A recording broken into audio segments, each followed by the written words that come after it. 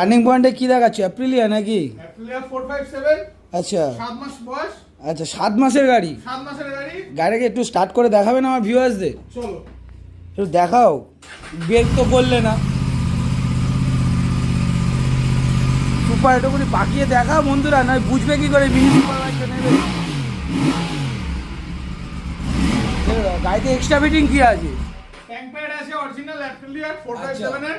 আচ্ছা এক্সট্রা বলতে গেলে স্টক গাড়ি আছে। আচ্ছা দাম রাখা আছে খুব সুন্দর দাম। আচ্ছা দামটা শুনি, এদিকে এসো এদিকে। মাত্র 4.5 লাখ টাকা।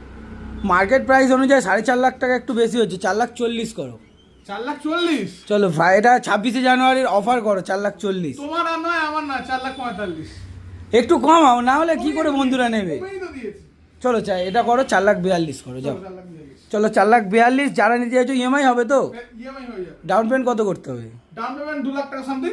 2 লাখ, তাই তো? Something। চলো তারপর দিনের দিন গাড়ি পাবে। একদম। চলো চাইছে কি করতে হবে চ্যানেলটাকে? সাবস্ক্রাইব করো না।